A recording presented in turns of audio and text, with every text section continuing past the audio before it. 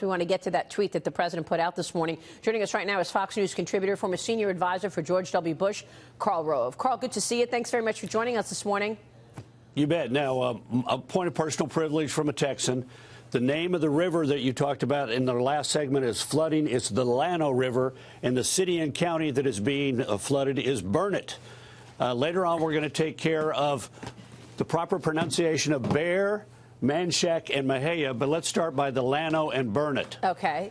Did I say it incorrectly? No. No. Okay. I'm not going to point fingers. I'm going to just suggest somebody did, and we've got to figure out who that. Okay, we will check that. Thank you very much, Karl. And amazing that we're seeing this flooding. By the way, I mean those pictures are just horrible.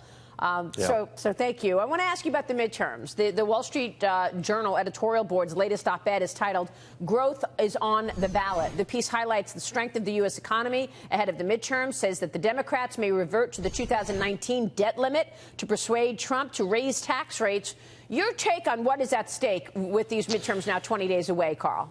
Well, I thought it was a great editorial. It pointed out that as a result of tax reform, deregulation, the administration's use of the Congressional Regulatory Act to roll back rules put in place by the previous administration, the green lighting of energy projects.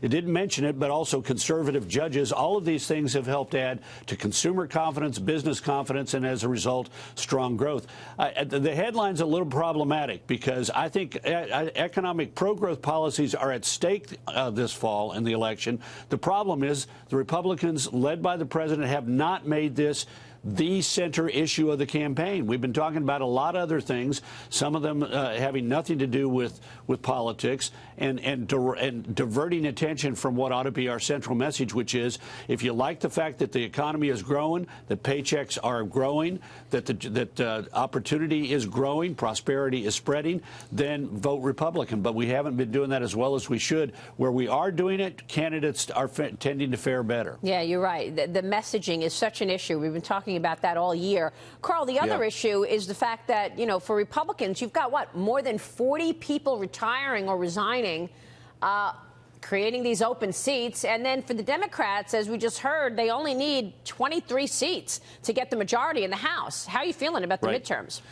Well, I'm feeling good about the Senate because the map favors the Republicans. We have a lot more races in red states and a lot more Democrats up, almost 3 times as many Democrats up as there are Republicans. Only one Republican in a state that Hillary Clinton carried, 10 Democrats up in states that Donald Trump carried.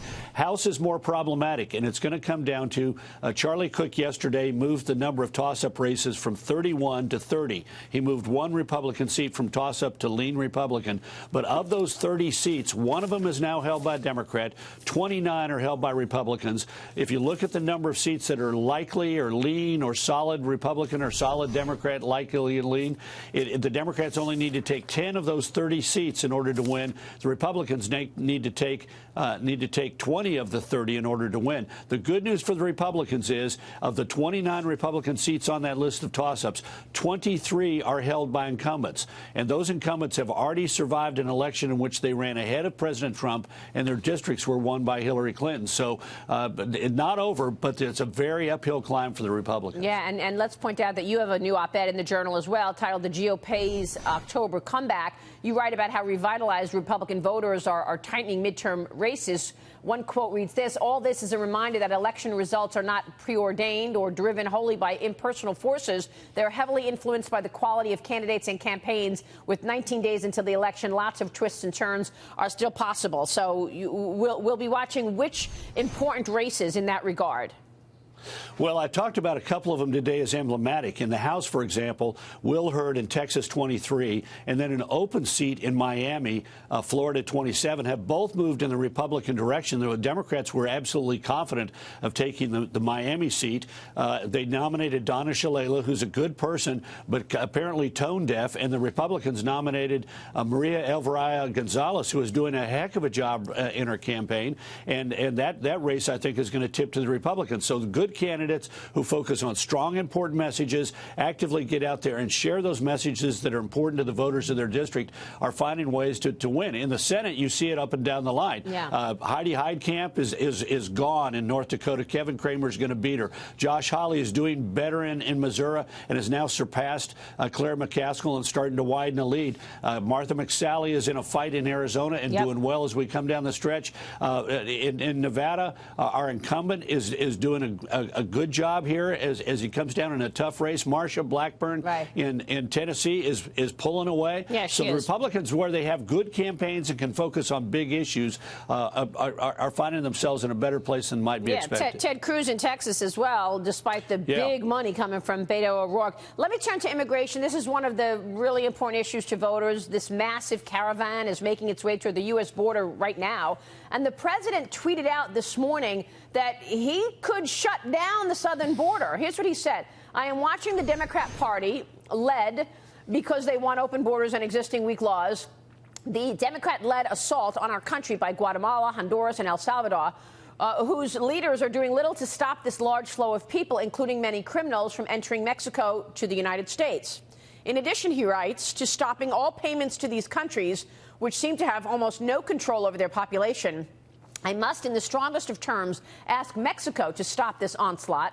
And if unable to do so, I will call up the U.S. military and close our southern border, he writes in caps. The assault on our country at our southern border, including the criminal elements and drugs pouring in, is far more important to me as president than trade or the U.S.-Mexico-Canada agreement. Hopefully, Mexico will stop this onslaught at the northern border. All Democrats' fault for weak laws. Karl, when he says stop or shut down the southern border, what's your reaction? Well, it's a false choice. You can secure the border, if need be, by deploying U.S. military in support of the Border Patrol and federal agents, but you don't need to shut down trade in order to do that. I do think the administration needs to look more carefully at its policies with regard to these countries in Central America. We had the same problem in the Bush administration, where these populations, poor countries, are dysfunctional, and groups of their people were coming north. And what you need to do is work closely with those governments to help find ways to stop those people from coming by aiding those governments in making a better environment at home. And it costs a fraction of what it would cost to deploy the military to the border to do those kind of things in these countries. Yeah, Karl, great to talk with you. Thanks so much. Karl Rove. Lano and Burnett. Just remember next time. I got it. Thank you.